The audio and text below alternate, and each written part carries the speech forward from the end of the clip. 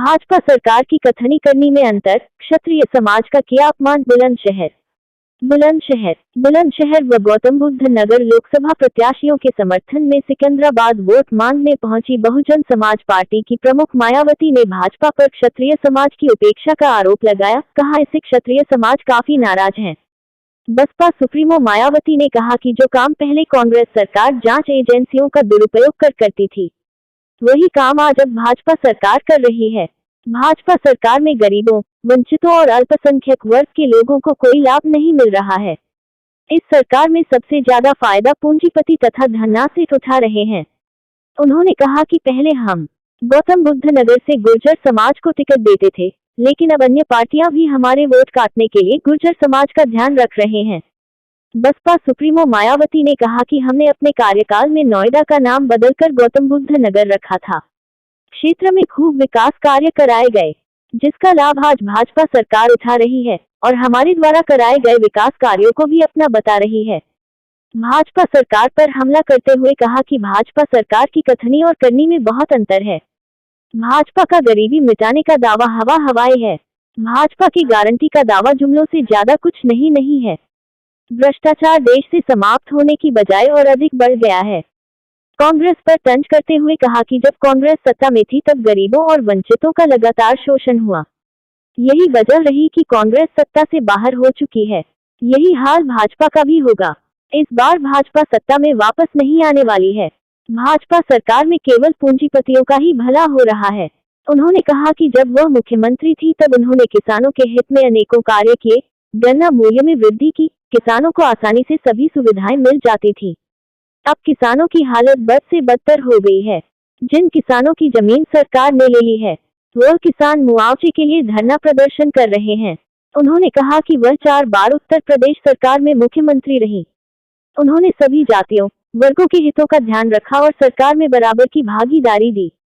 सोमवार को मायावती गौतम बुद्ध नगर लोकसभा सीट के बसपा प्रत्याशी राजेंद्र सोलंकी व बुलंदशहर लोकसभा प्रत्याशी गिरीश चंद्र जाटव के समर्थन में सिकंदराबाद में जनसभा को संबोधित कर रही थी। वहीं बसपा के कार्यकर्ताओं ने मुकुट भेंट किया। उन्होंने कहा कि पश्चिम उत्तर प्रदेश में क्षत्रिय समाज काफी संख्या में है। उन्होंने भाजपा पर क्षत्रिय समाज की उपेक्षा करने का भी आरोप लगाया।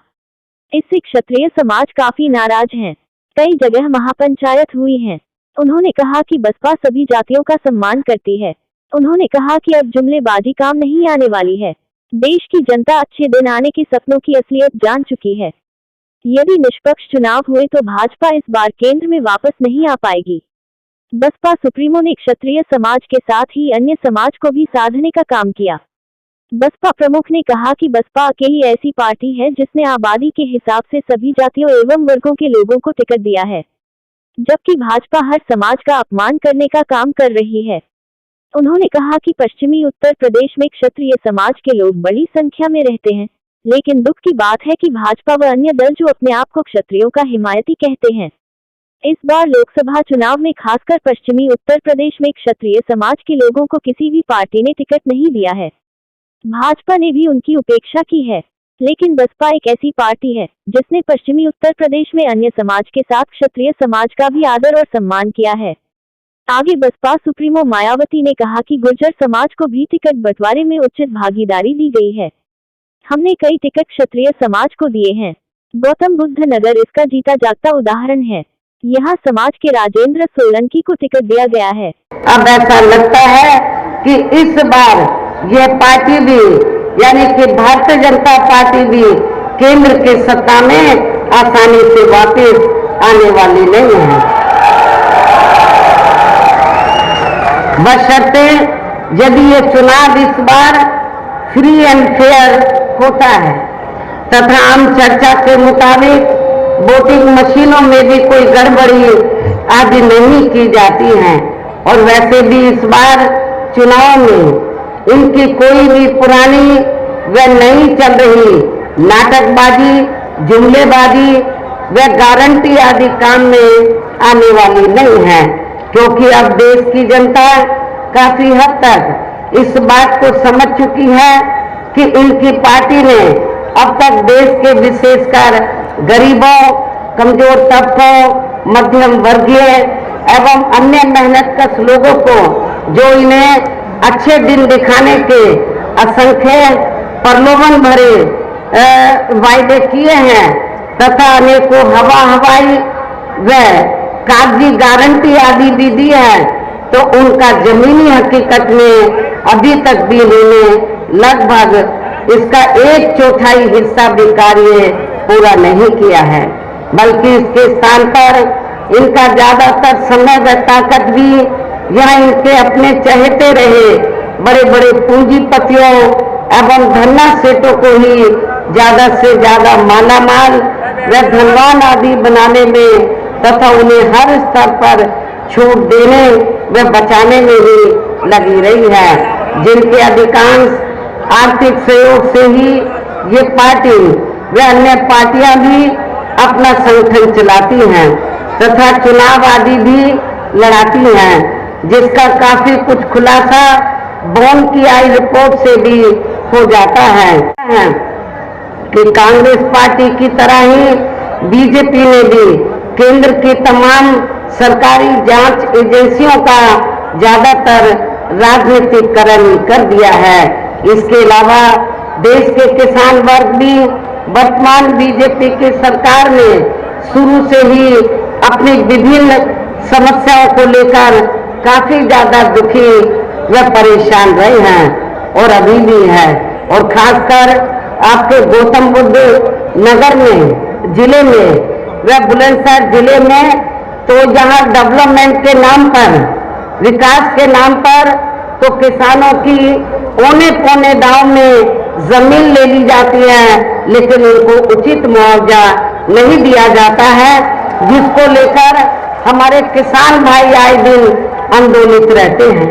ये भी किसी से छिपा नहीं है, जबकि उत्तर प्रदेश में जब मेरे नेतृत्व में सरकार बनी तो हमने पूरे उत्तर प्रदेश में और खासकर गौतम बुद्ध नगर जिले में और बुलंदशहर में हमने किसानों को जो भी डेवलपमेंट के नाम पर सरकार ने जमीन ली, तो हमने किसानों को उचित उनकी जमीन का मुआवजा दिया है।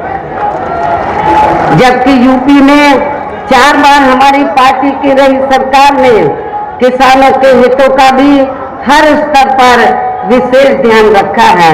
इतना ही नहीं बल्कि केंद्र में पूर्व की रही कांग्रेसी सरकार की तरह ही वर्तमान भाजपा सरकार ने भी इनकी जातिवादी, हीन, सांप्रदायिक एवं पूंजीवादी सोच व नीतियों के चलते ही पूरे देश में सर्व समाज में से खासकर गरीबों, दलितों, आदिवासियों, पिछड़े वर्गों, मुस्लिम एवं अन्य धार्मिक अल्पसंख्यक समाज के लोगों का भी पूर्ण रूप से विकास व उत्थान आदि नहीं हो सका है।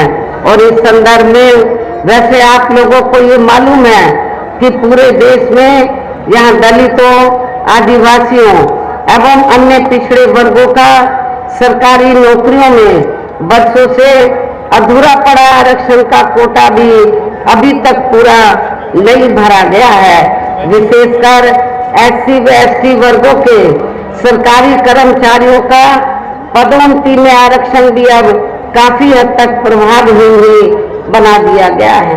और समाजवादी पार्टी की जब यहाँ यूपी में सरकार रही तो इसको बिल्कुल ही उन्होंने खत्म कर दिया था। साथ ही केंद्र व राज्यों में भी विरोधी पार्टियों की रही सरकारों में इन सभी वर्गों को प्राइवेट सेक्टर में आरक्षण दिए जाने की व्यवस्था किए बिना ही इनकी सरकारों के ज्यादातर सरकारी कार्य अब प्राइवेट सेक्टर के जरिए ही इनके बड़े बड़े पूंजीपतियों व गन्ना सेठों आदि को ही दिए जाने के कारण अब इनको पूरे देश में आरक्षण का बहुत कम ही लाभ मिल पा रहा है। इसी प्रकार